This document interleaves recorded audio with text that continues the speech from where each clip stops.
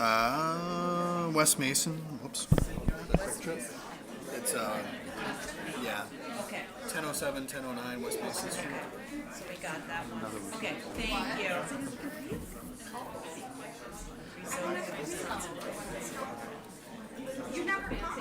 Oh. Yeah, that's That's plan commission. yeah. I'm trying to. Trying to find that one. So 06, that one, and then zoning.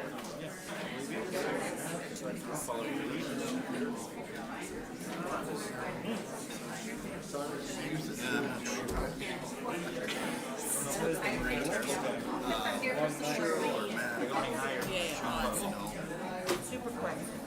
Where is it? Here we go.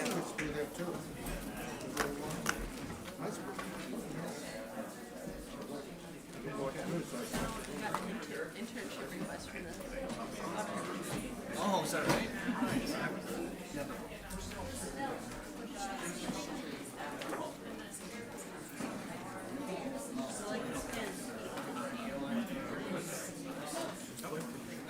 I don't necessarily agree with that, but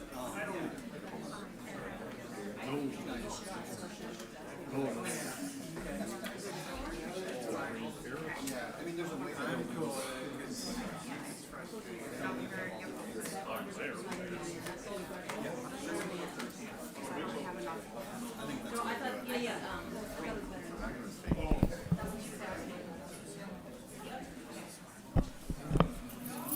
And I know that Jim already talked to her as well. Jim's actually her older. Yeah. So So she's not getting the juice she wants from him, huh? I don't know. I don't know why she reached out to you, but he's on it. Okay.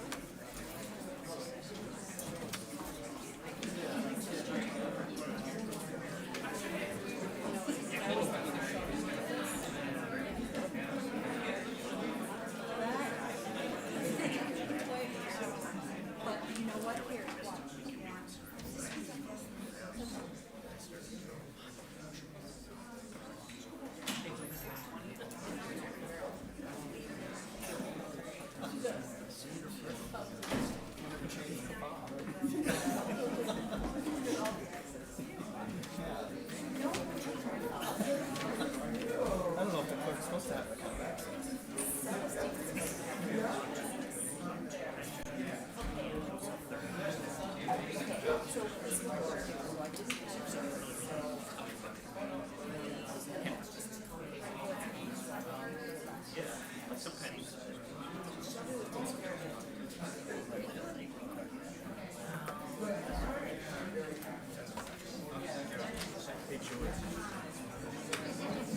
A little bit of a tech issue. Shelby's out, so she didn't add you electronically. So maybe we have a roll call. Just tell sales team how we want to be ready. Yeah.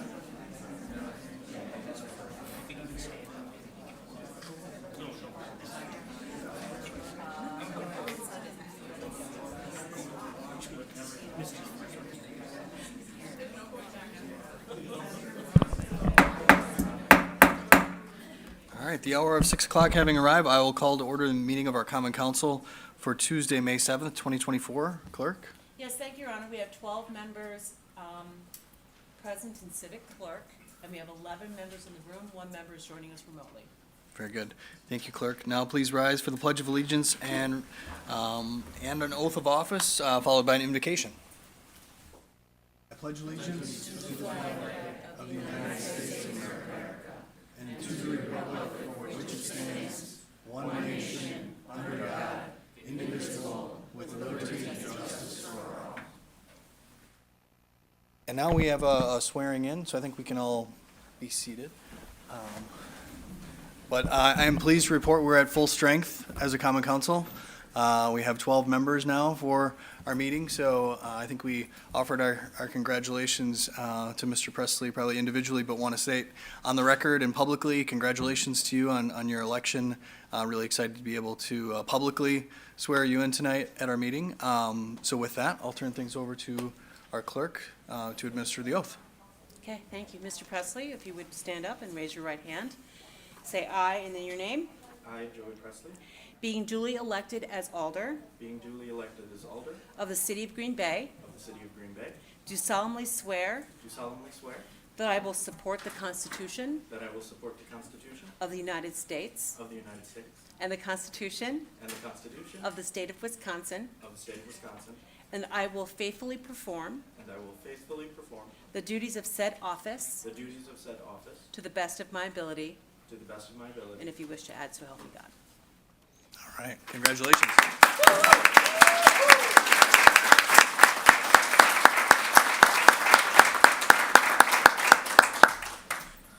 Now we'll move along to our invocation offered by Alder Hinkfist. Thank you, Mayor. I'm going to offer really a quote tonight from someone who I admire. Her name is Maya Angelou. She's a writer, she's a poet, major civil rights leader, and was definitely a woman beyond her time. And an invocation is something that I guess I'm viewing as something that we should leave each person with, something to think about.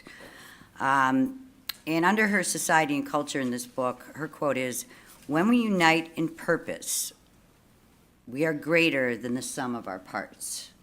And I look at all of the council and I look at the leaders within this room, and all of us bring something different to the table. So it's about using our skills as a team and looking forward, so.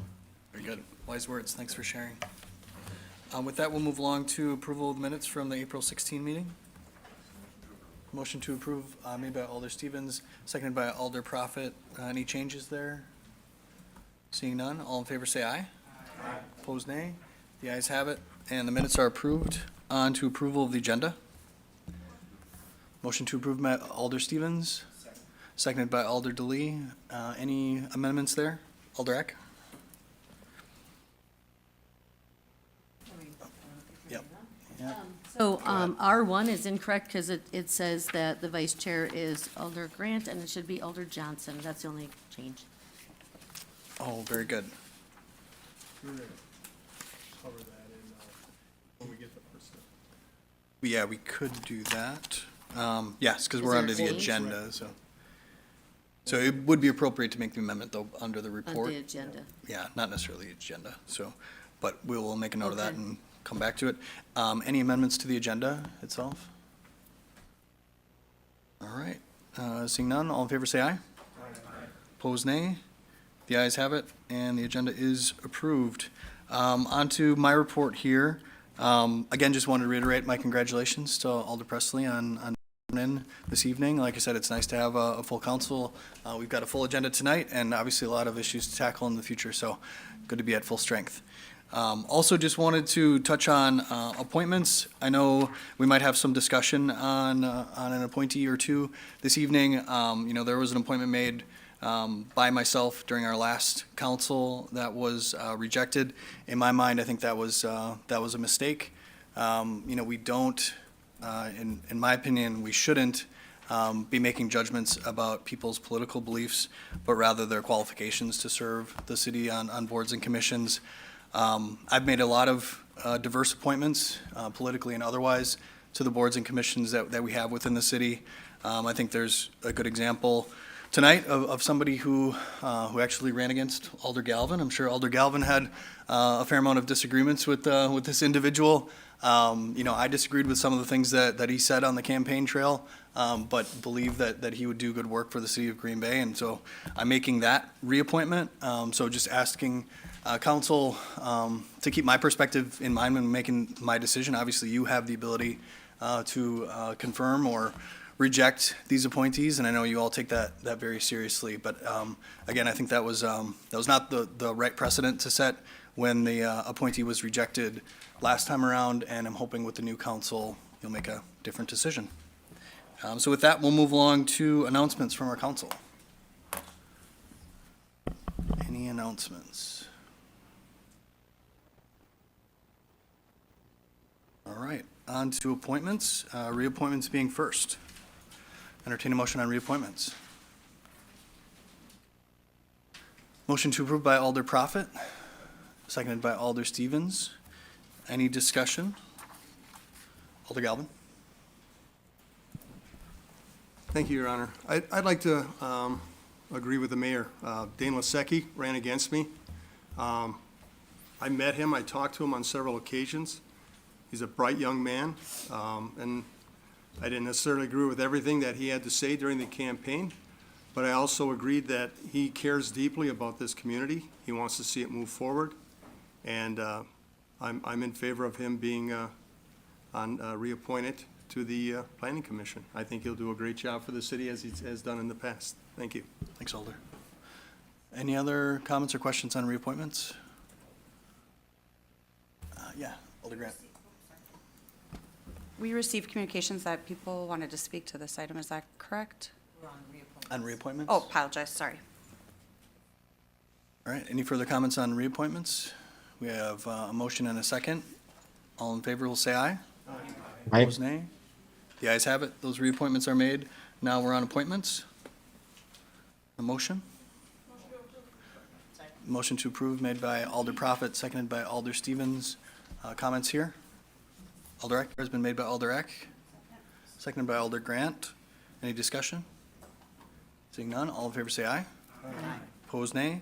The ayes have it. The floor is open. First person I have here is Tamara Gasparik.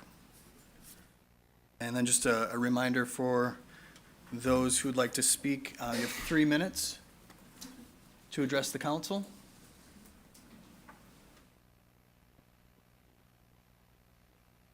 All right, 3 minutes to address the council, and then just state your name and address for us.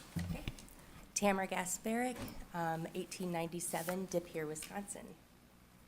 And I'm here tonight to speak on the Equal Rights Commission appointee, Natalie Hoffman.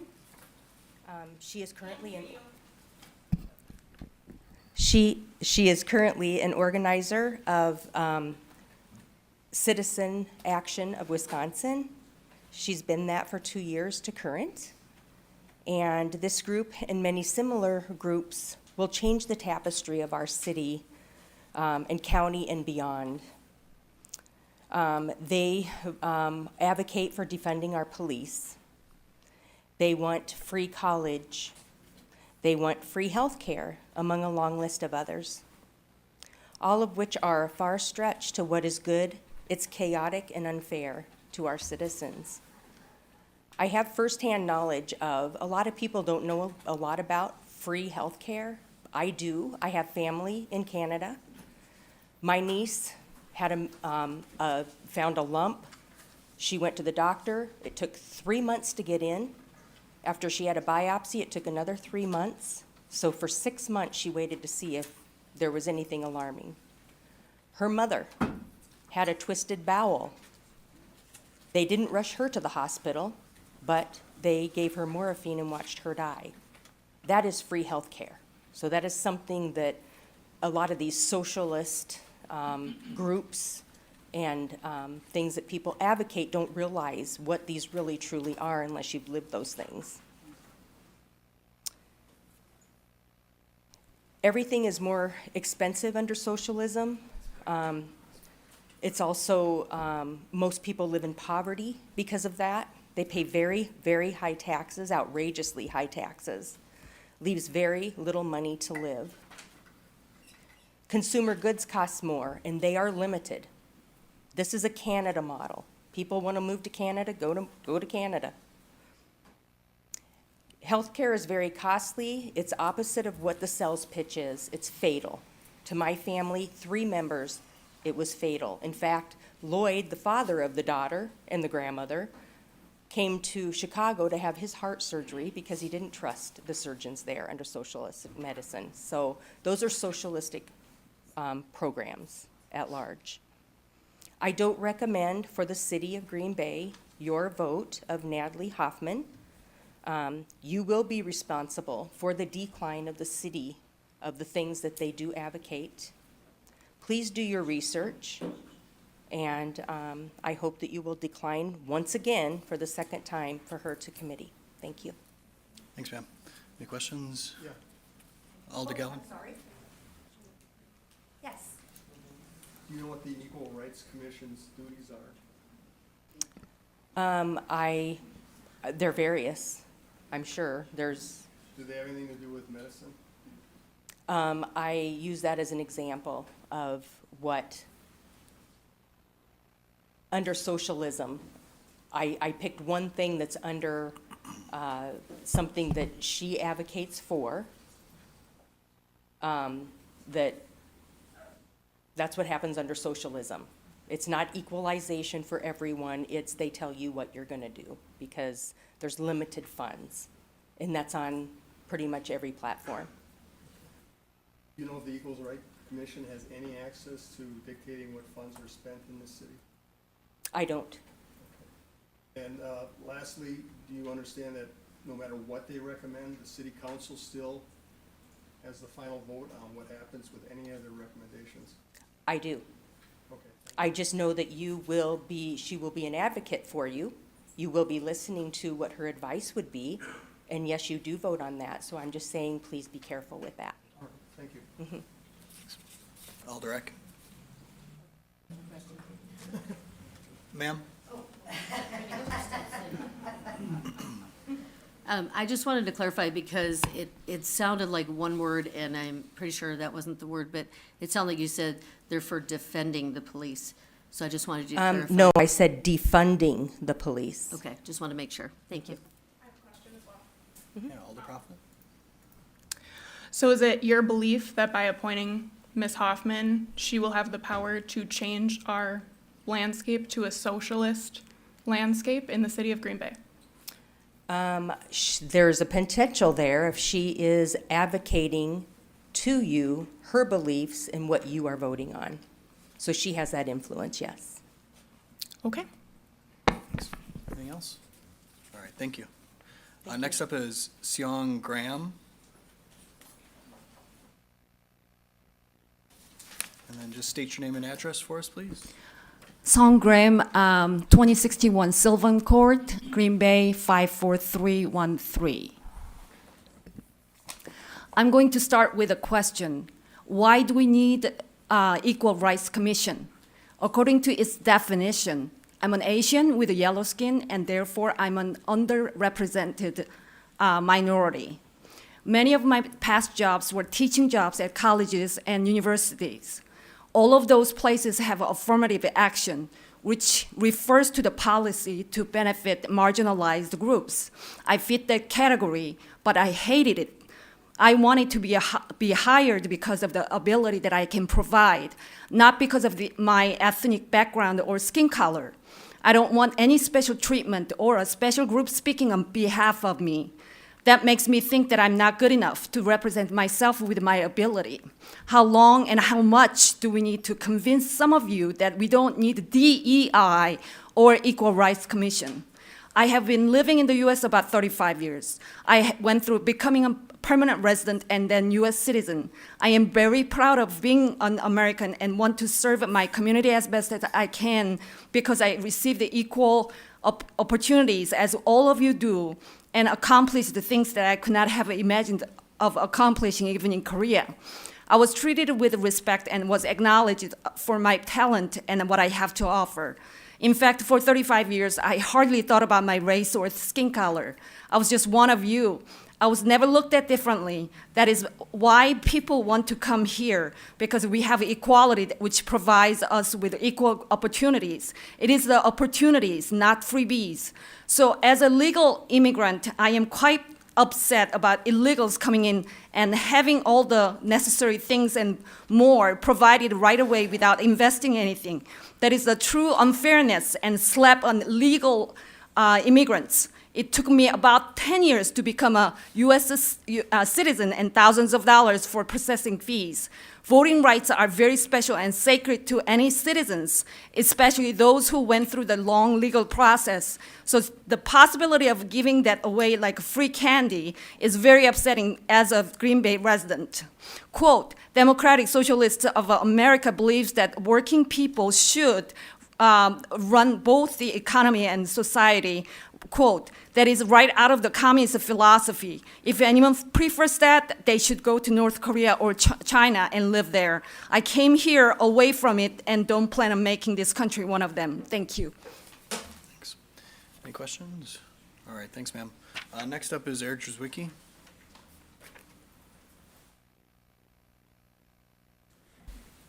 Hi there. Eric Drzwicki, 632 South Roosevelt Street, Green Bay. Bear with me because I'm trying to thread a needle here that's tough to thread. You want to make sure that when you have these discussions, you don't impugn upon the character of the people that are being appointed. I think that that's very important. We can have ideological differences. I had coffee with Natalie shortly after she was voted down the first time, and I can tell you just from chatting with her, you'll be hard-pressed to find a person with a kinder heart, I think, in this city. At the same time, I do have some concerns. I think if I look around this room, everybody here believes in representative democracy. But if we look at the present makeup of the Equal Rights Commission, I think we have something of an ideological monoculture on that commission. And I do think that is problematic just because when proposals and ideas come out of the commission, they don't get really refined with internal adversity. It's sort of a groupthink. And then as a result, you end up having to do the refining in council, or you have to refer to staff and get them to do the refining. I do think there is an opportunity to add intellectual diversity. Presently on the Equal Rights Commission, we have multiple people already who identify as Democratic Socialists or who are working with the Democratic Socialist Party of the United States. That is very disproportionate versus the makeup of our city. You know, to have maybe 2, 3, or even 4 members who are closely aligned with that on a small commission, well, you're not going to have that same ratio with the citizens of Green Bay.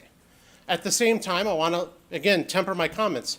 I researched all of the people on the commission. I don't think there's a single bad person on that commission. I don't think the appointee is a bad person. I think these are fantastic people who are assets to our city. And we have to really draw those lines between those two things of saying, all right, we're not saying necessarily that Natalie's a bad person, because I hope nobody here believes that, honestly. Because if you meet her and talk with her, I challenge you to come to that conclusion, because I don't think you would. But the question could be, is this the right fit for the Equal Rights Commission?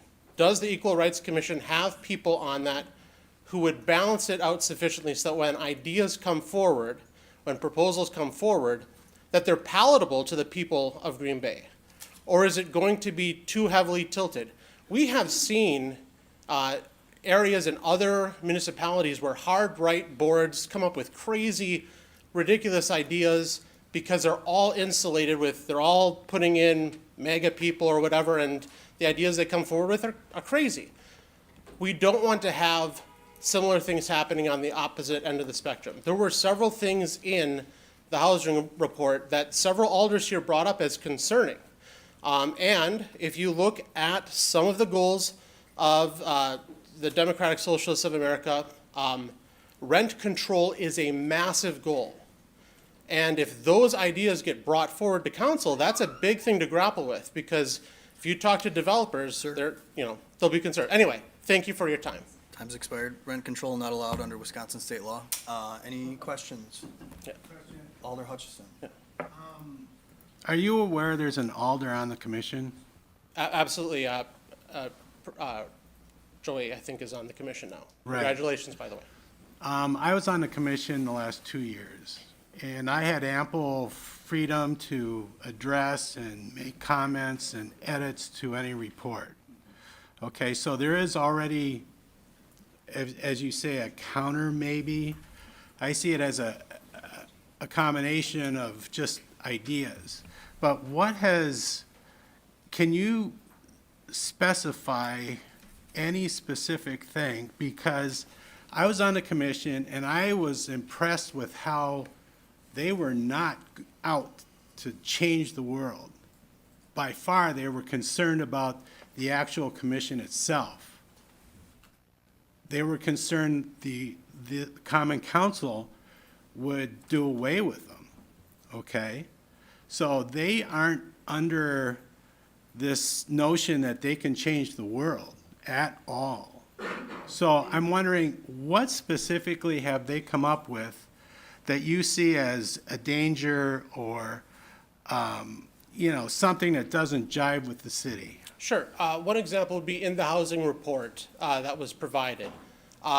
There was a lack of statistics provided from the city of Green Bay. There was a lot of extrapolation that what is happening in the city of Milwaukee therefore means it must be happening here. I do think that some of those things, as one of my professors at UWGB stated, when you don't have statistics for your area, you get those statistics rather than projecting them from another area. And if you project them from an area, the area you choose sort of betrays the ideology. I want to stress in the response, I am not saying that this commission thinks that they can change the world or that they've got some sort of revolutionary hat on. I do believe the ideological makeup of the commission is concerning. I definitely do not believe the character of the individuals on the commission, including when you were on it, was concerning whatsoever. And if I did, I would have absolutely stated that. Okay, but I would like an idea what they presented gave you heartburn. Sure. Because- There was presentation that policing in Green Bay was a contributing factor to housing problems. That was actually challenged by some of the police force in Green Bay, that racial policing, I think making a statement that we have bad racial policing in Green Bay that's contributing to housing is not supported by facts. And having that out there creates a negative perception of the city. And we're ranked where we are for a reason. You know, that we do have high levels of equality. We do have great ratings on all of these benchmarks. Right, and who made that statement? Where did that come from? It was within the housing report. And that- who made it? I mean, did the commission say it, or was it something they heard the community say?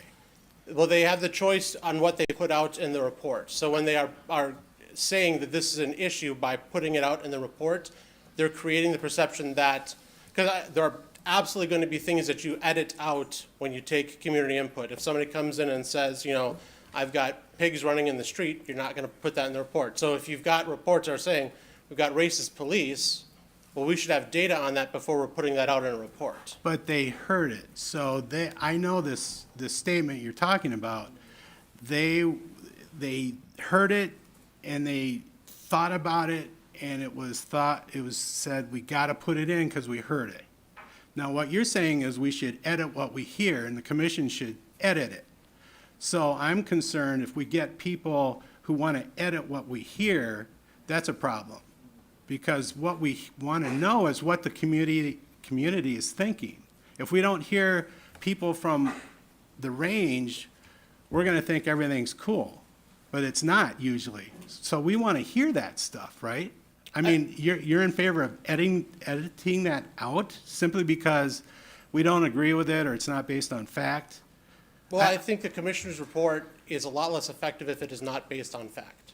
Well, If it is simply reporting what we're hearing, then it becomes hearsay, which I don't think is an effective form of actually achieving change. Well, part of the report had to display what we heard, what was heard by the commission.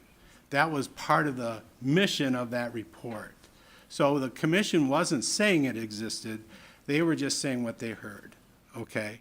So that, what you're telling me, though, gives me a bit of concern if we have people on the commission then who want to edit that because it doesn't sound right, even though it's something they heard, that's a little bit on the other side, you know what I'm saying?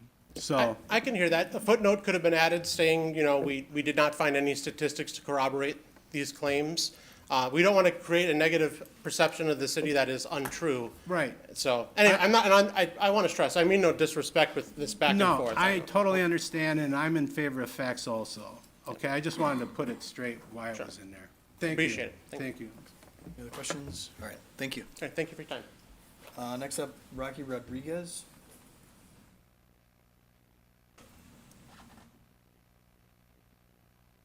Good evening, everyone. Can you hear me okay? Yep, just your name and address. Sure, and 3 minutes 3885 for- McCarthy Way, Rocky Rodriguez. Thank you for the opportunity to speak today. I would like to express my gratitude to Ms. Natalie Hoffman for her dedication and service to the City of Green Bay, particularly in her efforts to promote affording housing for minorities on the Equal Rights Commission, the ERC. It is well known that minorities are often underrepresented, overlooked, ignored in Green Bay. This is why I stand before you today, a minority, to discuss Ms. Hoffman. It is crucial that the City Council approves members who reflect the main initiative of the ERC, which is to promote equal housing opportunities for marginalized Green Bay residents. According to the ERC housing reports, the main groups represented by commissions are Hmong, African Americans, Indigenous, Somali, Hispanic, and the LGBTQIA communities. However, I urge you to proceed with caution. Ms. Hoffman has previously submitted written testimony to the Wisconsin Legislators' Education Committee in which she described concerned Wisconsinites as disgusting and transphobic. Many of these concerned citizens were Green Bay residents representing the very marginalized groups that Ms. Hoffman aims to serve. Parents in our Black and brown communities have expressed concerns about the safety of their children in public spaces with regards to having biological men undress in front of their daughters. Instead of helping the vulnerable young women of color, Ms. Hoffman dismissed these legitimate concerns. It is inappropriate for hypocritical for anyone, regardless of their race, city privileges, to dismiss the concerns of parents worried about their children's safety. A lifelong resident and trans woman, Monica, testified before the same education committee, stating that biological men should not undress or use women's private spaces, especially around young girls. Monica, who is a trans woman of color, faced violent backlash from the fringe minority of the leftists associated with the Democratic Socialists of America, a group that Ms. Hoffman says she is proud to be a member of. I understand the value of dissenting opinions and political differences. I believe the makeup of board commissions should be diverse. We need to listen to each other, especially the concerns of marginalized the ERC was established to serve.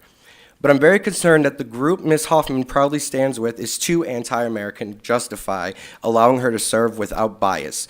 She can't be trusted to provide housing for women and children when she doesn't believe in protecting their spaces. Will she properly represent American values when she believes in extending American rights to non-American citizens? Can you trust someone who resorts to insults instead of listening to legitimate concerns?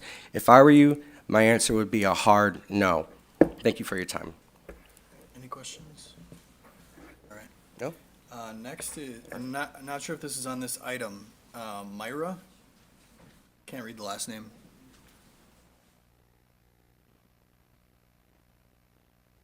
Then if you could just state your name and address. Yes. Myra Chand, 1558 Belmont Road, Green Bay, Wisconsin, 54313. So I'm here to speak about Ms. Hoffman, who is running to be appointed for Equal Rights Commission. I recently found out that she is a proud member of the Democratic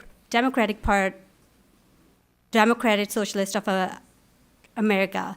And that raised a bunch of concerns for me, and as a member of, as a citizen of Green Bay and United States of America, I am truly concerned about some of the things that I want to address. Extend voting rights to all non-citizens. I became a U.S. citizen back in 2022, and I had to go through a lot of hard work, a lot of documentation, and cost. I had to pay a lot of cost to become a citizen. So I have huge respect for American people and the system that I had to go through, because it is not supposed to be easy. Everybody should be going through the proper procedure to get citizenship, to become a citizen of United States of America. I also did hear one of the videos, or listen to one of the videos, or watch one of the videos where I heard, and it was actually one of the commission meetings like last year, where Ms. Hoffman refused to say Pledge of Allegiance. She looked at the flag and she refused to do that, and I think that raises a concern for me because I'm a legal immigrant. And extending voting rights to non-citizens raises a concern in a way where, like, I can't even imagine, just because it is a huge responsibility, and somebody who is not aware of how American rules work, how our laws work, they should have to go through the proper procedure of doing what they're doing, and they should have the respect to go through that procedure. If you don't respect the flag, if you don't respect the country, you are not going to be respecting the laws, and I think that is very big for me. So I just wanted to come out and say that I have this experience firsthand, that everybody should be knowing what they are doing before they vote for the president. And just to be clear, I think that a lot of people that I've met, especially college students, they're not aware that it is illegal to vote for president if you're not a citizen. So I just wanted to make sure that my voice was heard, and thank you so much for having me here. I mean, you guys are representing Green Bay, representing us. So I want to make sure that because you guys are representing us, that you make an informed decision on who should be representing the city of Green Bay and how we grow as a community, because we don't want it to see it go downhill from here or any time, because we have to just really work hard. We are in those times that we really need to work together, and this is my appeal to you, that please make that decision, thinking about it, and just make an informed decision for your people and for United States of America. Question, Alder Prophet. Is it your belief that if Ms. Hoffman were to get appointed to this commission, she will extend voting rights to non-citizens in the city? If she's advocating for it, she's definitely going to be talking about it and promoting it, because she's advocating for these things. So she has the power to make that decision for I our think we city. all have the power to do whatever we want to do when we are given that voice. We have the freedom of speech here in America, so we can use that voice to make big changes. So yes, if she's a part of the committee, Equal Rights Commission, then absolutely. Okay, thank you. You're welcome. Any other questions? Anybody? All right. Doesn't look like it. Thank you. Thank you. All right, I'll entertain a motion. Motion to close the floor made by... All right, my name is Stephanie Guzman. Address is 2711 Equal Rights Commission. I am on it, and I wish I had some sage to put some around here, because the fear-mongering that's happening is insanity. You guys are all welcome to go to our meetings. They are public. We do not have them in secret. You can literally look up every single video of every single Equal Rights Commission meeting we've ever had. I will add that the fact that we have an alderman, absolutely, and not just him, we have the head of the HR department sitting at our table. Why do you think that is? It is so that he can answer any questions. It is so that we are not saying things that misrepresent the city of Green Bay. When we were on these commissions, I hope you guys don't think we're getting paid. That's hilarious. When we refer to staff, it is because they are getting paid. It is because it is a part of their job. We are not. We are there on a volunteer basis. Now, I do want to make sure that people understand, yes, it is amazing that we have diversity on that committee for the reason that we are supposed to be helping represent a lot of people in the community. A lot of people here might not know what it is to be not able to get an apartment because of the color of your skin. I love how there was someone up here who was like, I'm a teacher. I really wish none of my siblings or nieces have you as a teacher ever, because the fact that you can sit and spit on the plight of so many people that are living in this city is literally something that you should be ashamed of. And if you're somebody who's representing us, I hope you can literally understand. These are in English. Where is Spanish? Where is Hmong, Somali? Until that day, you do not have the right to come here to say that there should be no Equal Rights Commission, okay? And so I want to make sure you guys understand. I am not saying that Natalie, that is a decision that the committee has. That is how beautiful it is that we chose you guys to make those decisions.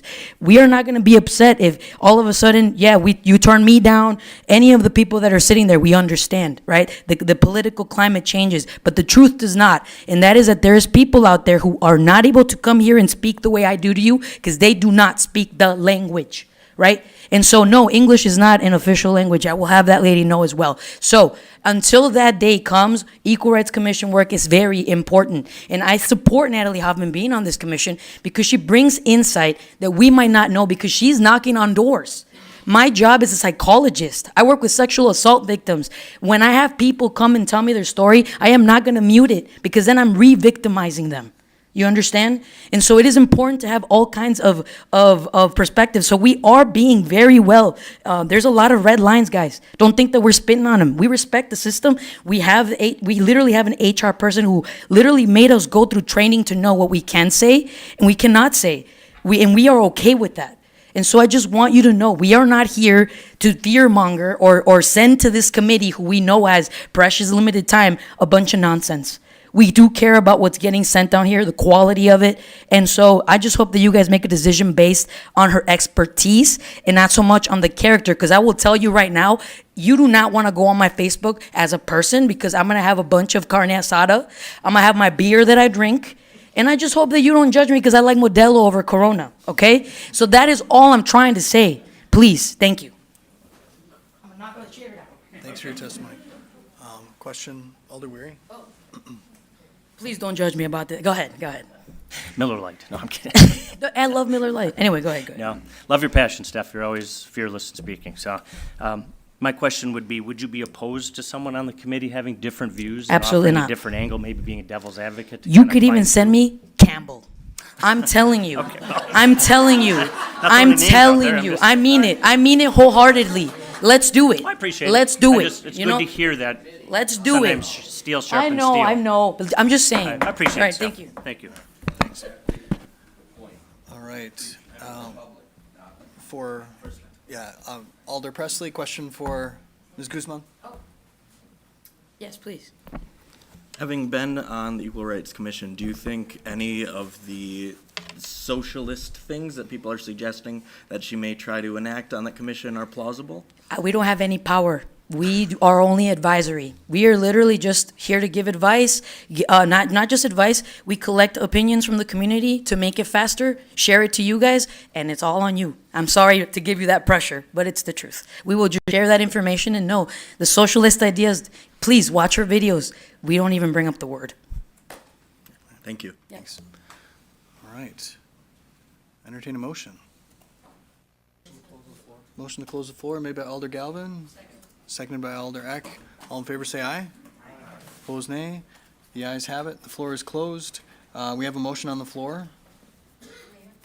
Yes, Alder Eck, on that motion. Can I amend the motion to take each one up separately? Yes. Thank you. Did you make that motion? Yes, I'm making a motion to take them each up separately. All right. Alder Eck makes a motion to take these items separately, seconded by Alder Hinkfist. Discussion on that? Seeing none, all in favor say aye. Aye. Opposed, nay. The ayes have it. These items are separated. So first is Equal Rights Commission. Natalie Hoffman is the appointee. Motion to approve made by Alder Prophet, seconded by Alder Galvin. Discussion on that motion? We got a bunch. So Alder Grant.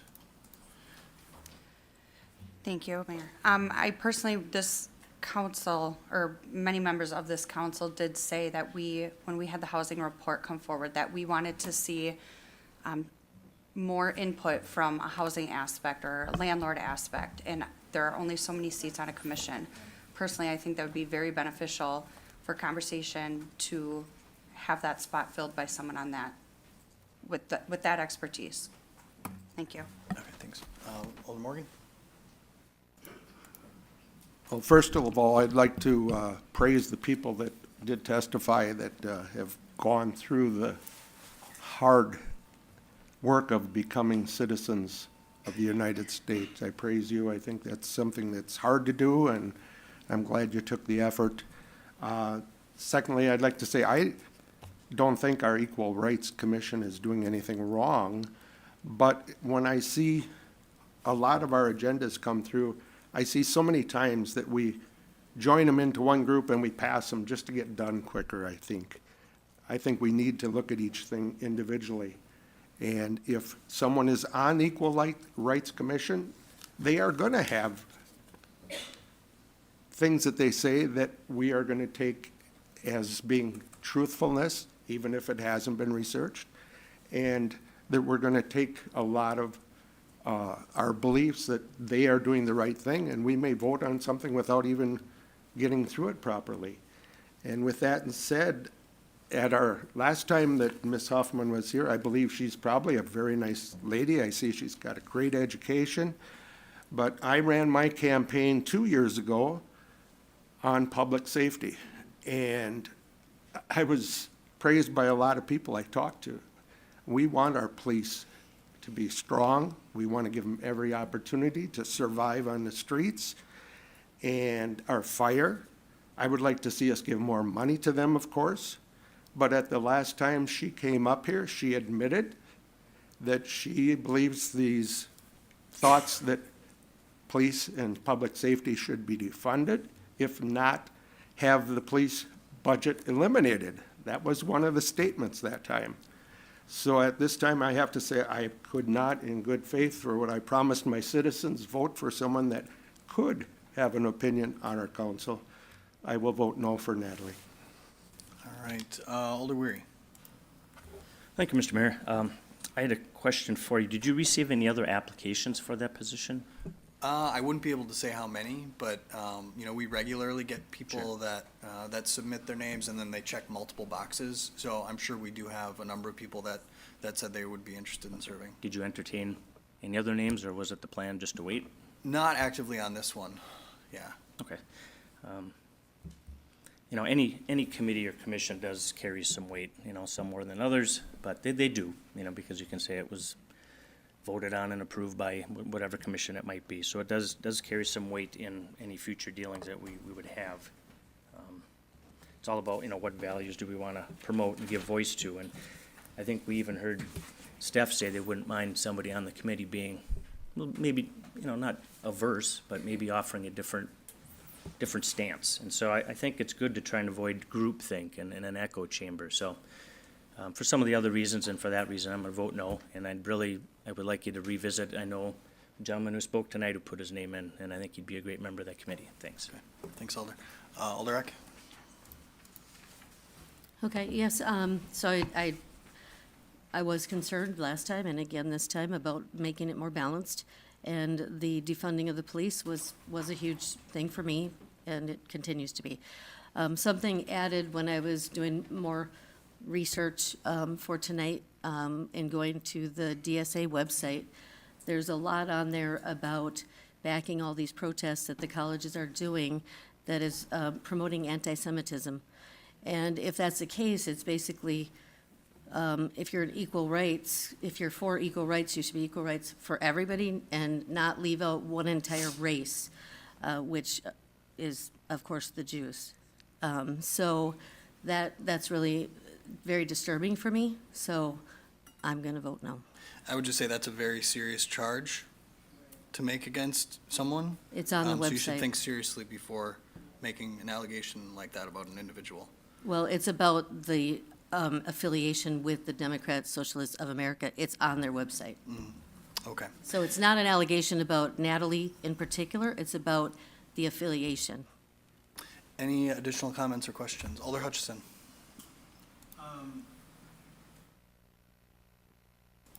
There it is. I guess I'm going to vote yes for Natalie. I don't think we should be censoring any points of view at this point as a common council unless it's very egregious. Now, apparently, some people, the funding of police is an egregious thing. I see a lot of support for the police department on this common council. I think having a member of the Civil Rights Commission possibly having the notion that maybe we don't fund everything for the police isn't that threatening. As a matter of fact, it may be a counterbalance. I've pretty much voted for everything that the police department has asked for. I have major trust in the chief of police, but if someone has a different point of view, I don't think that's necessarily bad for the city. I think it's good for generating thought. So just on those things, I don't think that's a reason to keep Natalie from the Equal Rights Commission. She has attended a lot of common council meetings. She's attended a lot of Equal Rights Commission as a private citizen. She's never espoused socialism at these meetings, not once.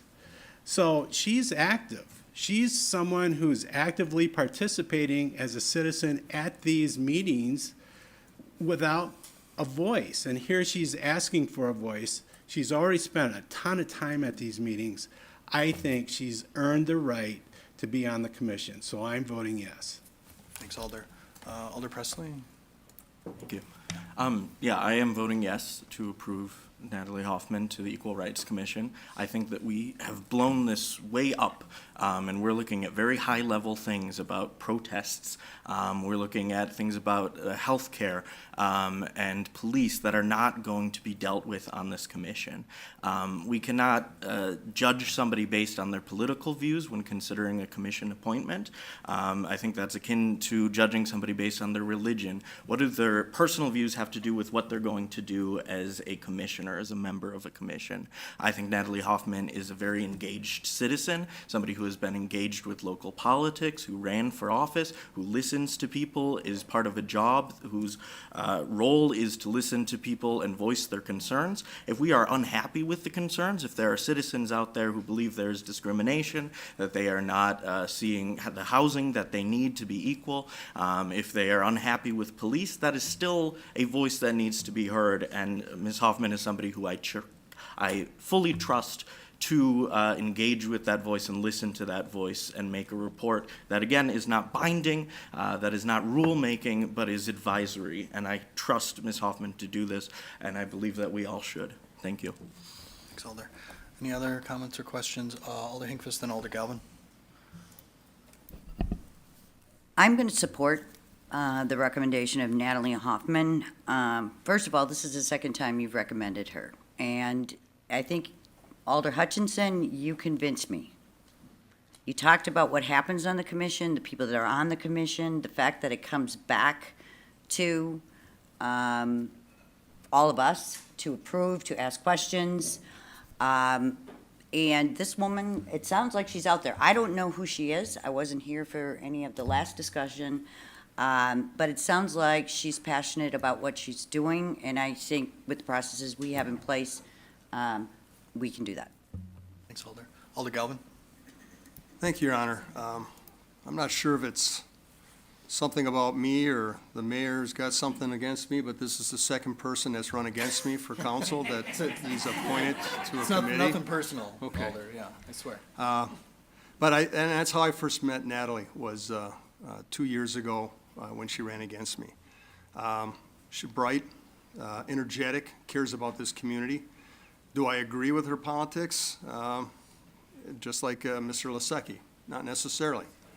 And I think we are extrapolating a lot of things onto her based on this group that she belongs to. I don't think anyone here could name any other person on this reappointment or appointments where you know what their political parties are or how they vote or anything else.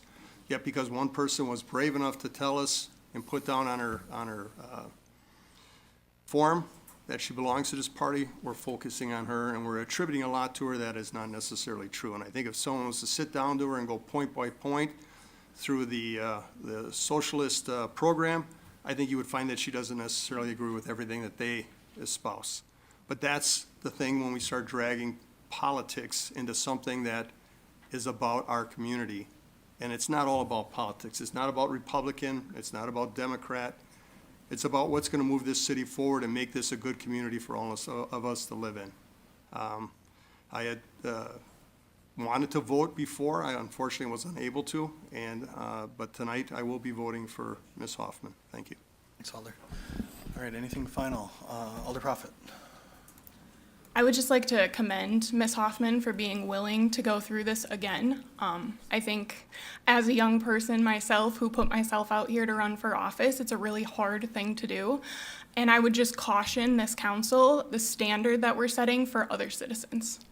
If there are other people in this community who want to serve for free, as mentioned by a commissioner, our city, this is a standard we're setting right now in our vote. She is one of what will be 9 people on this commission, and I would hate to see other young people, people of different backgrounds, people of different political beliefs. I would hate to see someone discouraged from choosing to serve our community because of what we put her through last time, and I commend her for being willing to come up here again, and I will be voting in favor for Ms. Hoffman. Thank you. Any other comments? For a second time, Alder Morgan. I just had a question from Rob.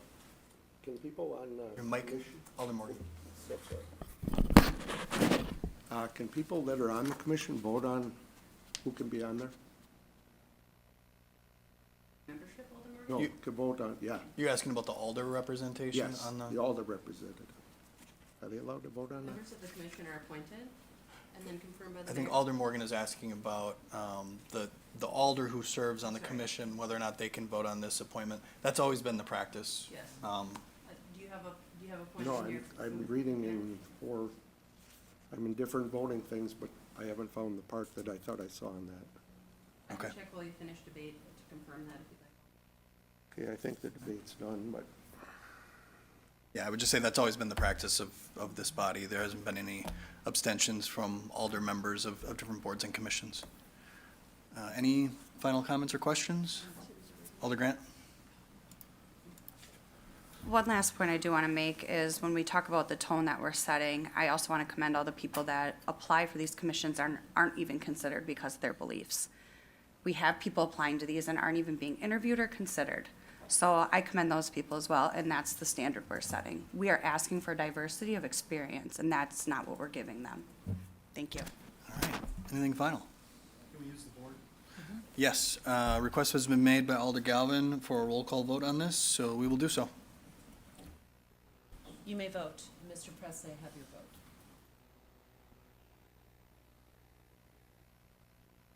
Is it not coming up? No. Okay, thank you. Mr.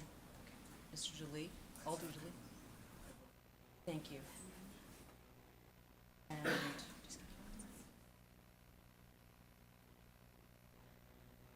display.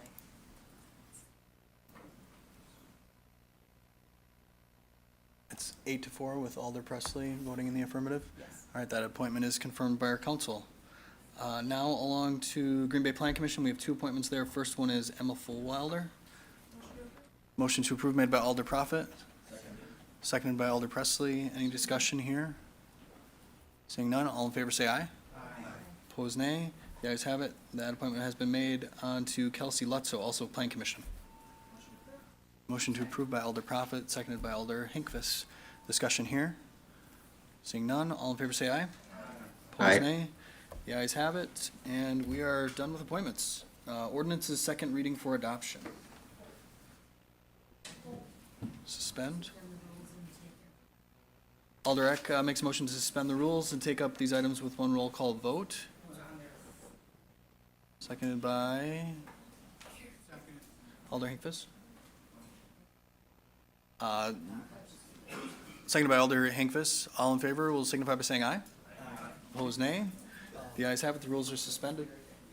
Alder Galvin? Alder Scannell seems to think that transit should have also appointments and reappointments. It was. It was in the wrong space, but it was on there. So the rules are suspended. Now I'll entertain a motion to adopt. Motion to adopt made by Alder Stevens, seconded by Alder Presley, and we will, any discussion? Seeing none, we will use the board. You may vote. Mr. Presley, how would you like to be voted? Thank you. You're good. Yeah, you're done.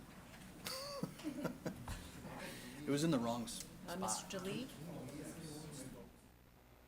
It's not coming up? Okay. And Mr. Hutchison? Okay. That is, you may display, Mayor. Absolutely. You may display. It's on there? Okay. All right, and those ordinances are adopted unanimously. On to the report of the Improvement and Services Committee. Motion to approve made by Alder Eck, seconded by Alder Prophet. Items here to be handled separately? Any items to be handled separately? Hearing none. All in favor say aye. Opposed, nay. The ayes have it, and that report has been approved. Report of the Protection and Policy Committee. Motion to approve made by Alder Stevens, seconded by Alder Prophet. Items here to be handled separately? Hearing none, all in favor say aye. Mr. Mayor. I just want to note that I'll be abstaining. The liquor license for the Green Bay Blue Ribbons, Oh, very good. seeing as I am the Assistant General Manager and Coach. All right, that will be noted. Alder Morgan, So we had a motion and a second. All in favor will say aye. Aye. Opposed, nay. The ayes have it. That report has been approved. Protection Policy Committee granting operator licenses. Motion to approve by Alder Prophet, seconded by Alder DeLee. Abstentions here or names to be handled separately?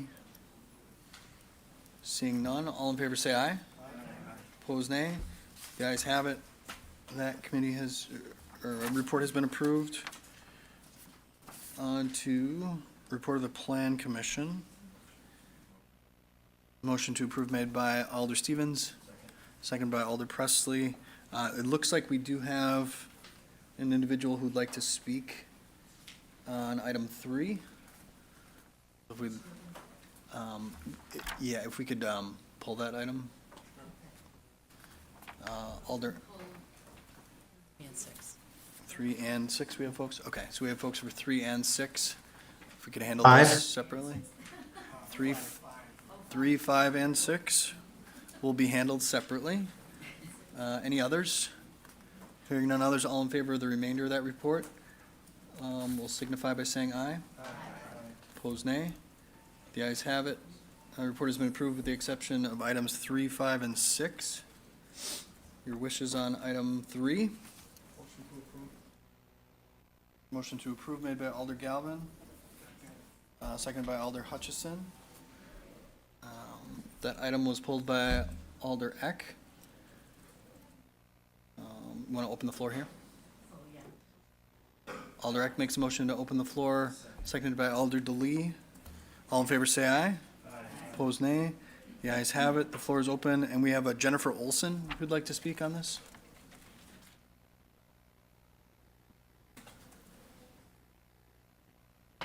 And just a reminder, if you could just state your name and address, and then you have 3 minutes to address the council. My name is Jennifer Burkhart Olson. I'm a resident at 1736 Bond Street. My wife and I live there. She's here with me tonight. We're here to speak on the zoning request that was made for the Wisconsin building supply behind our home. I brought up some concerns at the meeting on April 29th about the railroad cars that run behind our home, about the noise that comes from the lumberyard after 10 o'clock at night. We have concerns about rezoning that property, how it will increase traffic to there, it'll increase railroad deliveries to there, how the noise will increase because the noise really isn't being in check right now. I know there's light violations because their lights from their lumberyard shine into our properties along that street. And also, recently, I made complaint about the railroad cars behind our home. It's 2 railroad cars, and right after I complained about them in that open meeting, they are suddenly gone. And the plant manager claims to have no knowledge of these railroad cars, no knowledge of plant deliveries of the railroad station when they make deliveries to his plant. I can know when Amazon's gonna be on my doorstep in 10 stops, so I find it hard to believe that you can't tell me when a train is coming to your plant to deliver something that you have arriving. So I feel like those of us in our district that have this rezoning going on behind us, something's fishy. Nothing's adding up. I don't understand the railroad cars, how they've suddenly disappeared. I would like answers about what's going on at that property before that rezoning gets approved, because something doesn't seem right about it. Thank you. Okay. Thanks for your testimony. Any questions from council? Okay. Thank you. Do we have any other folks who'd like to testify on this item in particular? Seeing none, I'll entertain a motion to close the floor. Oh, yeah, feel free to, yes, absolutely. Just approach the podium, state your name and address, and you got 3 minutes to speak to council. My name is Mike Petrino. I'm the plant manager at the 1745 Marine Terrace facility that she just mentioned. I do not control the railroads. We've been waiting for like 6 weeks to get cars pushed into our site, and they happen to get pushed in the week after. We have our planning commission meeting, and they pulled out the 2 cars that weren't even ours. But so rest assured, if I could control it, I certainly would. I don't have control of the railroad business. We got 102 employees at the location. We're not changing anything. We're doing the same business we've been doing for 20-some plus years there. It's just rezoning, doing the same thing we've always been doing. So just want to state that. Thank you, sir. Any questions for our guest? No? I have a question. Alder DeLee. With with moving to light industrial, will you increase hours of operation at all at the plant or expand? The hours will not change. We have 2 shifts now, about 20 hours a day, every day, so that won't change at all. There is potential future expansion of the building itself. We do service the whole state of Wisconsin. We're proud that all the trusses come out of Green Bay for Wisconsin Building Supply, because we got yard locations out of Marinette, Merrill, we got Appleton, Fond du Lac, Sussex, Windsor, Onalaska, which near La Crosse, Plover, Center to State. So we service all our yards throughout the state from that facility. So we do a lot of business from there. Not only are we supporting 101 employees that I have at our location, we're supporting all our business throughout the state, supporting the economy of Wisconsin. So, but yeah, we may expand the building, but it's only to continue to produce the product that we're building. Okay, thank you. Okay. All right, thank you, sir. Okay. Oh, Alder Presley? Just one more question, sir. Have you done anything to address the light and noise complaints since those were first brought up at the Plan Commission? Yes, we have. In fact, just Monday here, I had Voss come in, readjust our parking lot lights, put visors on the parking lot, our maintenance light, and we have some lights in the back that are our PIC line, which have been there for several years, but now they're obviously it's coming up as an issue. And we're addressing those, and we understand the concern. If I lived there as well, I wouldn't want it in my backyard as well. So we're doing the best we can to do that. We put 2 more visors on today. I'm diligently doing that, so trust me, I'm working to do that. Okay, thank you. Yep. Thanks, Alder. Thanks for your testimony. All right, I'll entertain a motion. Motion to close the floor made by Alder Prophet. Seconded by Alder Presley. All in favor say aye. Aye. Opposed nay. The ayes have it. Floor is closed. We had a motion to approve and a second on the floor. Any further discussion? Seeing none. All in favor? Oh, Alder DeLee. I feel like with this subject, from a lot of the neighbors that I've talked to about it, and I heard from multiple people today, Jen came tonight to talk on it, and I've talked to Jen quite a bit. I feel like there's a lot of unanswered questions when it comes to this rezoning, and I know that there were lighting concerns that they're working on. There's been noise complaints that they've continued. There was some misunderstanding of where the train cars were from, but until there's some real definitive answers on what the purpose of rezoning to light industrial from business, I would almost like to table this subject until we could have some final discussion on that. Okay, thanks, Alder. I would invite staff maybe just to talk about, at least from, city's perspective, what this zoning change will allow for this particular business, or, what the argument was, I guess, to make this rezoning. So we'll go to our zoning administrator, Mr. Leroy. Thank you. So when it came to this property, it's approximately 16.275 acres that the existing site is on, and there's some other parcels that are also owned by Imbar LLC. The existing zoning is BP, Business Park.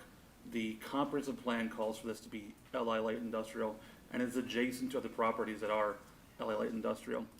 The use that's been going on here with the outdoor storage dates back before 2005, and we generally take that as our cutoff as far as grandfathered over the course of time. So the use with the outdoor storage has been occurring for 20 plus years since this existed. So as staff, we looked at that with the comprehensive plan calling for this area to be light industrial, and with the existing use out there being de facto light industrial, and it being adjacent to light industrial properties, that it made sense for the group to come forward and ask for a rezone on the property. Now, if they are to do any improvements to the property, i.e. expanding outdoor storage, they'd have to come forth with a site plan that meets current code, and that generally includes buffer spaces along public right-of-ways, sidewalks, things of that sort. Got it. Okay, thanks for that. Appreciate it. Any other comments or questions from council? Mayor? Yes, Alder Johnson. Yeah. I just wanted to kind of point out, I think that there's a a difference between sort of a rezone and ordinance enforcement. And so if we have, concerns about lighting not being in compliance with our ordinance or sound, I think there's a different mechanism to address that, and it's typically not zoning. I mean, obviously zoning has rules, but it's our inspectors, right, that handle that. And I would just make a point about the railroad. We have absolutely no jurisdiction over the railroad. And I think is something that a lot of folks will learn is that it's very frustrating at the local level. But that is a reality. And so I'm not sure that tabling this, referring it or holding it really will get us any more information than what's already at hand. So I'm comfortable voting on it, but while at the same time encouraging us to obviously deploy inspectors where appropriate if there are violations of our existing ordinances. Thanks, Alder. Just on that, Director Renier Wig, I'm imagining you have something you'd like to say, but then also if you could just sort of address what Alder Johnson was suggesting, just to inform folks of how one might inform us of a complaint that you have. That is exactly what I was going to okay. say. He stole my thunder. There you go. This is actually something the inspectors are working on right now, the lighting. So they've been going back and forth. We have certain codes addressed with the lumens and the lighting, so we are on that already as far as inspection goes. Okay, got it. And just for new folks or the general public, how would one file a complaint if they're interested? Yep, you can go online, you can go on a request for service, and you can anonymously file a complaint about, a lot of things, I guess, with regards to the city, but certainly for any housing inspection issues or business inspection, commercial inspection, you're free to do that. Okay, thank you. Other comments from alders? Alder DeLee, did you have a motion that you'd like to offer, or? Okay, all right. Motion to approve. We have a motion and a second to approve. All in favor will signify by saying aye. Aye. Opposed, nay. The ayes have it, and that motion has been approved. We're now on to item 5. That's to approve the request for a conditional use permit to create a restaurant with drive-through in a CI General or GI General Commercial District at the 3000 block of Finger Road, subject to the following conditions, and those are listed. Entertain a motion here. Motion to approve made by Alder Prophet. Seconded by Alder Weary. This item, I think, was pulled by Alder Eck as well. Alder Hutchinson pulled this one? Yeah, I believe there was communication regarding this agenda item regarding a wall, and I'm not familiar with it. I just saw the communication. That's right. You mean a comment? There was a comment form? Yes, there was. That person did not. Not here. Sorry. Mayor, Alder Johnson here. I think I pulled this item. I think Alder Hutchinson might be referring to the next item. Oh, okay. Are you talking about the Quick Trip, Alder Hutchinson? You think you pulled item 5, Alder Johnson? I did, unless you beat me to it. Well, you can have the floor if you'd like. Yeah, I'm just wondering if when you mentioned the wall, if you're referring to the Quick Trip property, because that's where the wall was discussed. Oh, is that the one? That's the one. Oh, I thought it was the wall on 5, so I may have accidentally pulled the wrong one. That's all right. Any questions or comments on this one? Yeah, Mayor? Yeah, Alder Johnson. Yeah, I'd just like to, I move to make an amendment to strike the provision that any signage facing north towards Finger Road shall not be illuminated. Got it. So Alder Johnson makes that amendment, striking the 6th condition. That was seconded by, is that you, Alder Galvin? Seconded by Alder Galvin. Discussion on that. I would just speak to that if I could, Mayor. Yep. I know this was something, it was very briefly discussed at Plant Commission. Honestly, I think the commissioners went over it pretty quickly. It was a long meeting and they were probably tired, but I think that this is a burden that I haven't seen ever put on a business before. I think the concern here is whether or not lighting would perhaps, shine into windows of neighboring properties. I think that's a legitimate concern if you're talking about car lights, but when you're talking about kind of an innocuous sign, that's on the side of a building, I think this is pretty harmless, and I think it's important for a business, particularly one that opens up in the morning before the sun comes up, I think people need to be able to see that they're open, that they can visibly see the business. Any of you that have driven by a business, you see they all have signs, they're all lit up. I've never seen one that shines into a property. So I'd like to strike this provision and at least put this business on a fair playing field so people know they're open. Thanks, Alder. On the amendment, Alder Hutchison? Yes, to that point, Alder Johnson, the sign facing north would be facing the homes to the north. It wouldn't be facing any traffic to the south on Mason Street. And I think there was concern that the light would be intrusive to those people living right across the street. Finger Road, everything to the north of Finger Road is just built up, it's homes. Everything to the south where this development is gonna be that development. So the concern was facing north, the sign on the north side facing north is just gonna be looking at homes, and they already know it's there, they don't need the sign. So I think that was the point of this item. So I would be against changing this, but people can listen and do what they want. Thanks, Alder. Any other comments or questions? Alder Eck? I was just wondering if we could get staff to weigh in on that, please. Sure. Any comments from staff on that condition?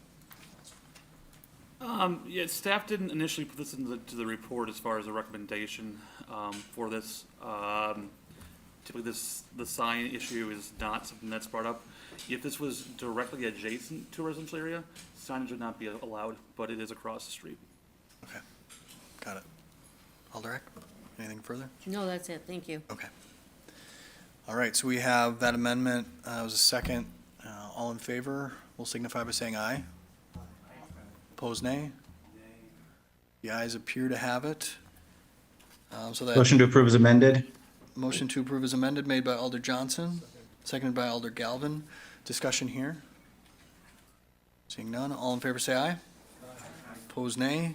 The ayes have it, and that item has been approved as amended. On to item 6, and that's to approve a conditional use permit to allow the use of a fuel gas service station, convenience store, and car wash facility in a community center commercial district.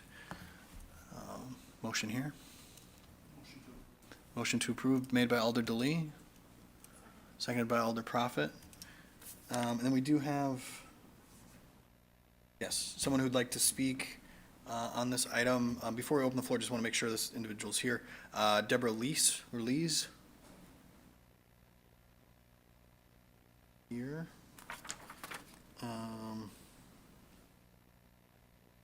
She said she'd like to speak regarding the wall on Gross Avenue and Gross Court.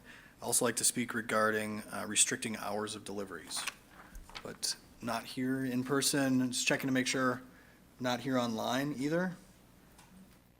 Ms. Deborah Lees. Okay. All right, we have a motion and a second. Discussion on this item from council? Yep. Mayor? Alder Johnson? Yep, thank you. Just wanted to check with staff, obviously looking at the provisions that Plan Commission put on there. You know, one of the bits of discussion really kind of centered around the separation from Gross Court. Obviously supported removal of that ingress egress, that driveway there. You know, I think it was kind of left up to the discretion of the property owner about the screening, meaning masonry wall, fence, berm, plantings, or some combination thereof. You know, one of the points of discussion was that a berm would do a much more effective job at absorbing some of the sound before it hits the residential neighborhood. Curious if staff has an opinion on that. Mr. Leroy? Yeah, so we were referring back to the code itself, where it's a combination of wall, fence, berming, planting, and understandably with a wall or fence, it would likely have a better impact of keeping that noise inside of the property itself compared to a clumping of landscaping, which may be lessened in the winter months when foliage happens. So in light of the comments that have been received from neighbors over the course of the past few months, I can see how a wall or fence being 100% opaque and without any sort of passageways could make sense in this. Do you have? Okay, Oh, go ahead, Alder is, Johnson. yeah, is it possible, we talked about the Quick Trip that's located over off University Avenue, and how they had kind of just one little sidewalk entrance that connected to the residential neighborhood. Is it possible to mandate that within this process? This is a conditional use permit, so it would be allowed, yes, you could do that. Okay, and then when you're in that along Gross Court there, when you loop around Gross Court, there's no sidewalk there. Can that also be mandated as part of this process? Yes, it can be in this process, yes. Yeah, because right now you've got a sidewalk that ends on Gross Court, right? And now you're going to actually have a reason for pedestrian traffic to occur there, whereas right now there really isn't that need. Is there any other staff feedback on? Because I don't think that was really discussed at Plan Commission. So it could be a condition, is what Mr. Leroy is saying potentially, but I was wondering if Director Grenier, if you have any thoughts about procedurally how that would happen, or? I'd like to get some more information here aerially about what sidewalks there are in the neighborhood. Okay. Mr. Leroy?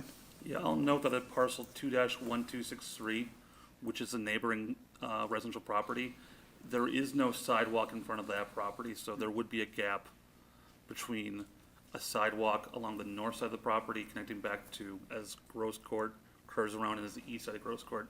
There is a sidewalk on the south side of the block, or the southern block, on the south side of Gross Court and then the west side of Gross Court as that curves from on the north part of the block and the east part of the block. Okay. Anything further, Director?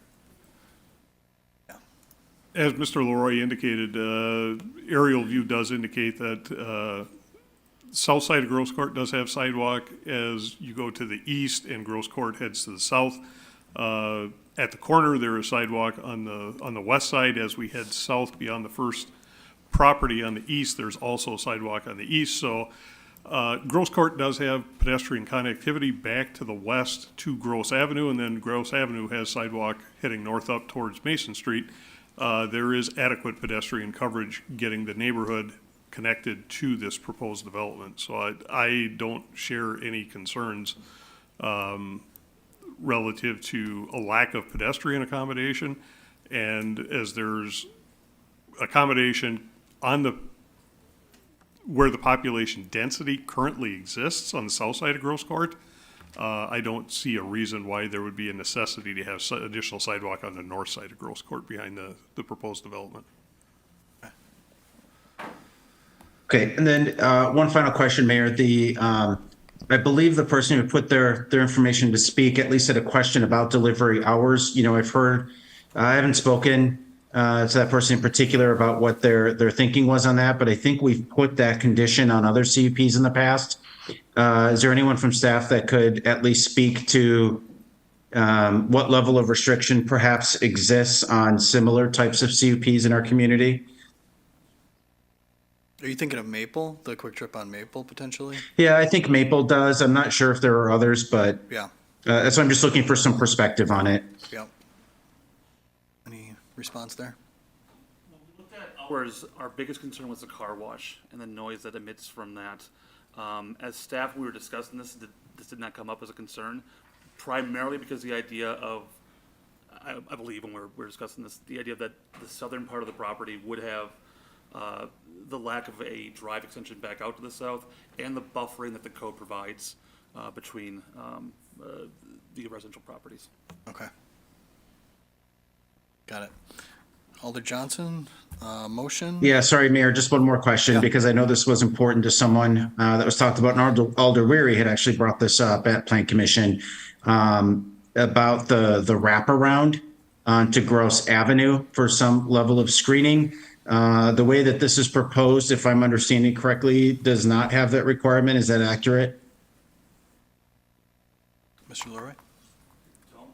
I believe the updated CUP notes that the wraparound will go up to the southern entrance of Gross Avenue within the code, primarily speaking to vision triangles, as you. Oh, yeah, sorry, there it is. I see it. Thank you, John. All right. Okay, I'm good, Mayor. Thank you. Okay, any motion? No, I think my concerns have been adequately addressed. Thank you. Okay. Any other comments on this? Seeing none, all in favor will say aye. Opposed, nay. Aye. The ayes have it, and that item has been approved. On to the report of the Finance Committee. Motion to approve made by Alder Prophet. Seconded by Alder Hutchison. Items here to be handled separately.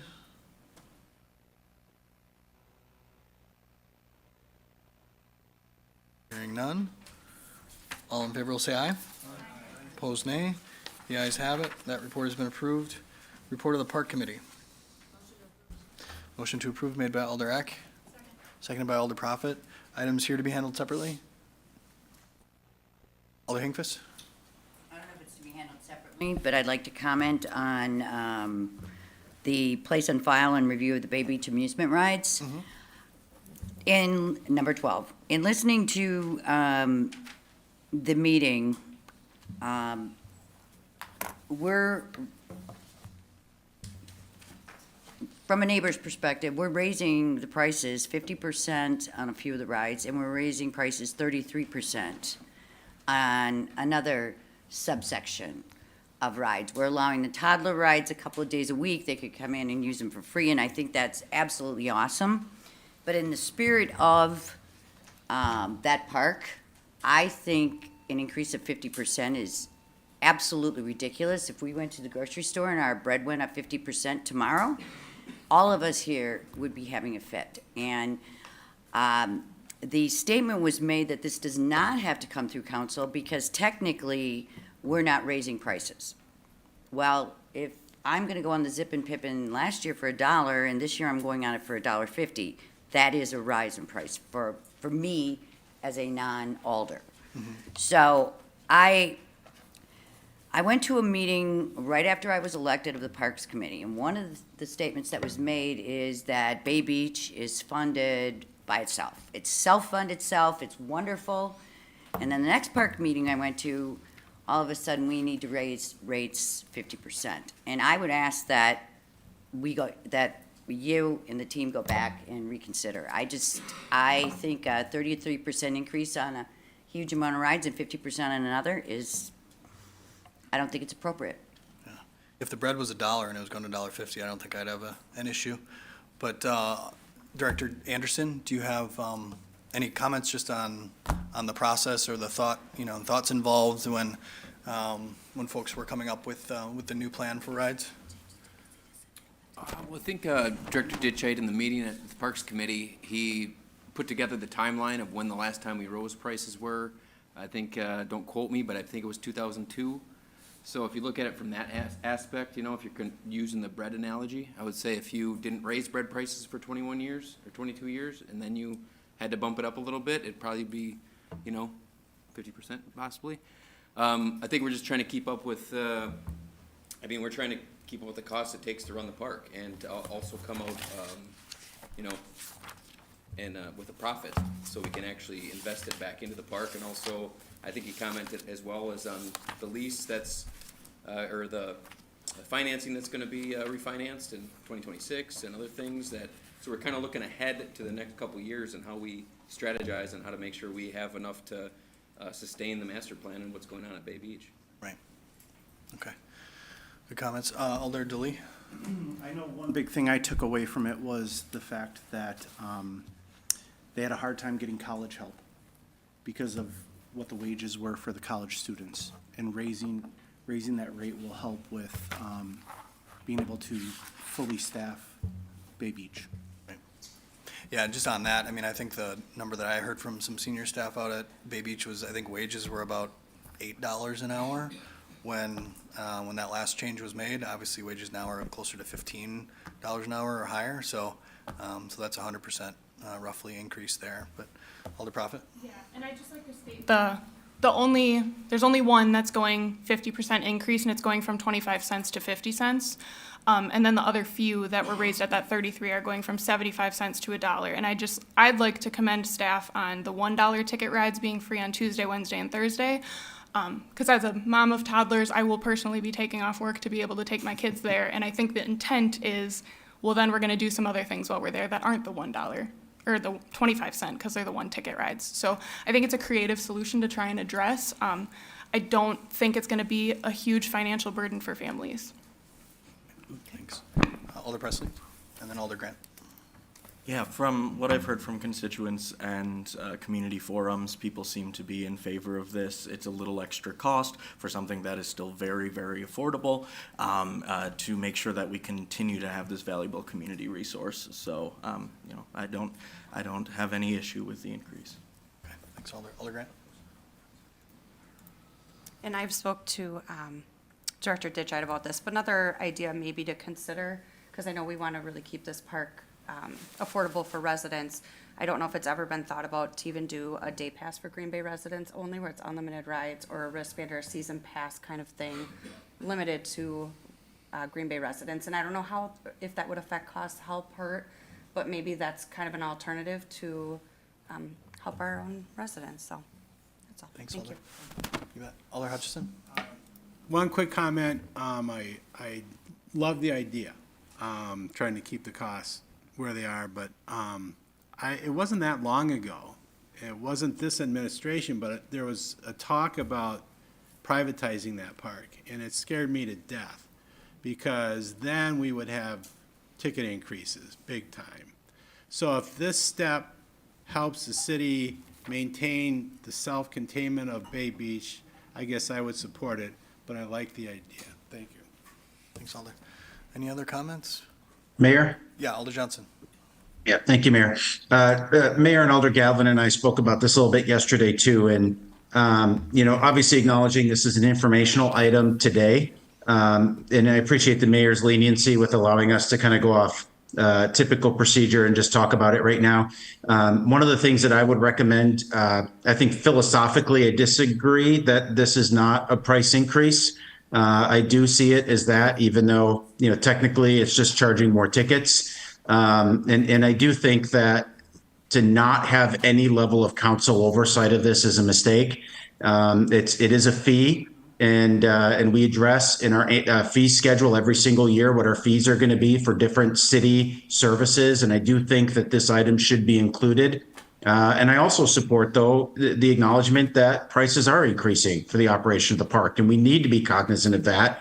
And I think we need to get ourselves into a position where we're reviewing this annually and not once every 20 years, so that we don't have to be looking at a 50% or 33% rise. And so I would recommend, though, that there is another venue for this, and I would suggest perhaps if Alder Hinkvist wants to do this, since she brought it up, but a direct communication that maybe addresses the procedure with how Bay Beach prices are evaluated every year and gives council a little bit more oversight on this, because I think that would at least address, and I don't want to put words in your mouth, Alder Hinkvist, but I think that would at least address the primary concern that I think you're raising here.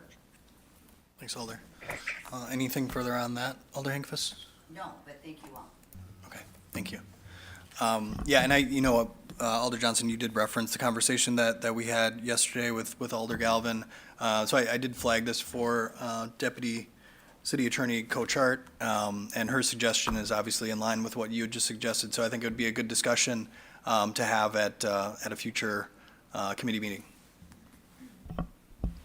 So with that, I don't think we have any items to be handled separately. So to adopt the report of the Park Committee, all in favor will say aye. Opposed, nay. The ayes have it, and that report has been approved. Report of the Personnel Committee. Motion to approve made by Alder Prophet, seconded by Alder DeLee. Items here to be handled separately? 1 and 4. 1 and 4. 1 and 4 will be handled separately. Any others?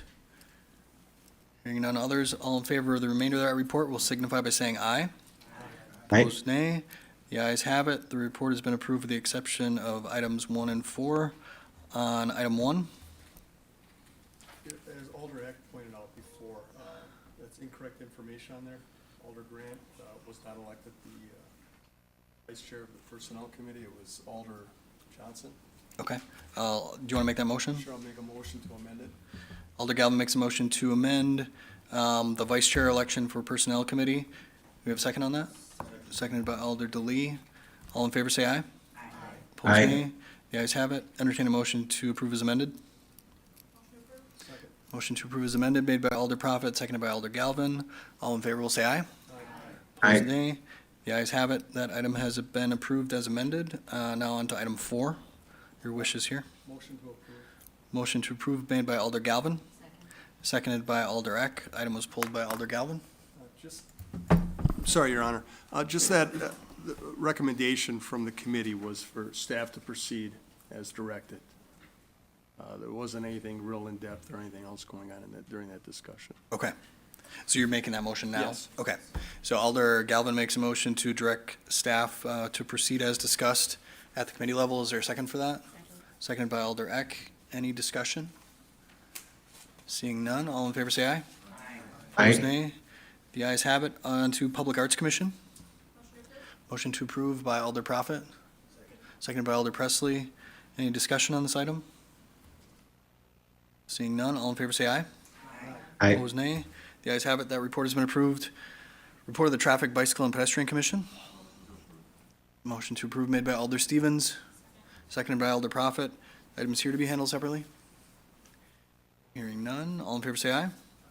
Aye. Opposed, nay. The ayes have it, and that report has been approved. Sustainability. Motion to approve made by Alder Prophet, seconded by Alder DeLee. Any discussion here? Seeing none, all in favor say aye. Aye. Opposed, nay. The ayes have it. That report has been approved. Resolutions.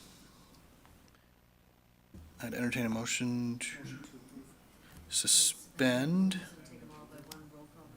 Yep. Alder Eck makes a motion to suspend these, the rules and take up these resolutions with one roll call vote. Is there a second?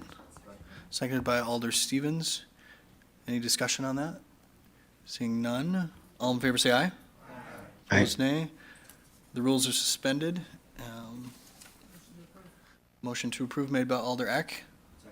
Seconded by Alder Presley. Any discussion here? Seeing none, roll call is required, so we will use the board. Vote. Presley's aye. Yes, thank you. Prophet's aye. Hasn't come up for. Is anybody a no? Okay, so I'll mark all as yes. Thank you. All right. Oops. And those are approved unanimously. On to ordinances first reading. Entertain a motion to suspend the rules if that's what you would wish. I'd like to pull number 1. Oh, got it. Oh boy, this will be fun. Motion to suspend the rules on items 2 through 5 and take them up with one roll call vote. Yeah, take up 1 and then 2 through 5. Just popped up with you. Motion, Motion to suspend the rules and take numbers 2. yes. Alder Eck makes that motion to suspend the rules. It was seconded by Alder Prophet. All in favor will say aye. Opposed, nay. The ayes have it. So the rules are suspended for 2 through 5. We'll take up item 1 first. Is there a motion there? Motion to approve. Motion to approve made by Alder Galvin, seconded by Alder Stevens. Alder Galvin, you pulled that? Thank you. This is for Attorney. Attorney Sorry, I Kochert? was going to say Kochert, yes. I listened to the minutes. I understand why we pulled squirrels from protecting them, because the state has a statute that overrules our ordinance. My concern is, and there were even some comments that, yay, now squirrels aren't protected anymore. And my concern is, even going around knocking on doors, I got neighbors talking about neighbors putting holes in the sides of their house because they're shooting at squirrels with high-powered pellet guns. So I just wondering. That's not allowed. That's definitely not allowed, but I'm just afraid that if we don't get the word out along with this, that it's still not okay to go out and wipe out the squirrel population. So I'm just wondering if we have anything in place to get that out along with this. Right, maybe Attorney Kocher, you could just kind of explain what is permitted once this ordinance is adopted, or even under state law, I guess. Sure, so I recognize that this seems like a sort of an odd issue, but we were contacted by the Department of Natural Resources. I think a resident contacted them because there is a hunting season for squirrels, so we're preempted by state law to allow people, there's a hunting season for gray and fox squirrels, I think. Anyway, so we were contacted multiple times by the DNR, sought to address this issue of removing them from this protection. This doesn't, however, allow people to discharge firearms in the city to remove squirrels, so they're still subject to the firearms prohibitions. That's just not in this particular section in terms of protection. So I think what Alder Galvin's referring to is discharging various weapons to actually eliminate squirrels, which would be prohibited under other parts of Section 26. But we're just removing them from protection so that if someone does choose to hunt them or some other form that's allowed by state law, they can do so. And the most common form of that would be trapping, probably, or? Well, actually, I think most people are allowed to use crossbows when they hunt in the city. I'm not sure about trapping requirements, but I don't know anyone shooting squirrels with crossbows, but perhaps you do, Alder Galvin. Actually, you they can would like to use, be yeah, trapping and mostly removing them from people the use property. shotguns, but I mean, if they wanted to use that, but the thing is, we allow hunting of deer Yes. within the city limits. We do. And so, but people would, we make those individuals go through permitting and everything else before they can even do that, and then they're actually assigned sections that they could do it in. There might be some outlying properties. I don't think that would be allowed even there, though. I mean, even if you had a farm just barely inside the city limits. But I didn't want the word getting out that it was open season on squirrels, and we're gonna start seeing squirrel tails hanging off of bicycles as kids ride down the streets and all those other things that went on years ago, so. Yeah. That's all. Those are some dark days. Yes, I didn't know about that. especially for the squirrels. Yeah.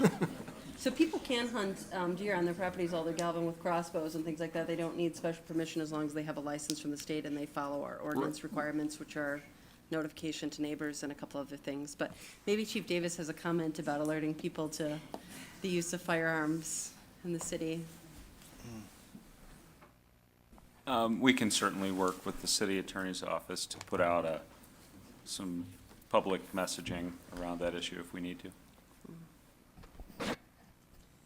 All right. That's all I was looking for, thank you. Okay, very good. So we had a motion and a second on that. All in favor will say aye. Aye. Opposed, nay. The ayes have it. That ordinance has been advanced. Now on 2 through 5. Motion to advance made by Alder Eck. Seconded by Alder Stevens. Any discussion on those? Seeing none, all in favor say aye. Aye. Opposed, nay. Aye. The ayes have it. Those ordinances are advanced to a second and final reading. Petitions and communications. Adjournment. Motion to adjourn made by Alder Prophet, seconded by Alder Eck. All in favor say aye. Opposed, nay. Aye. The ayes have it. We're adjourned. Thanks, everyone. Actually, the best way to shoot a squirrel is to bark it. Bark it. So when the squirrel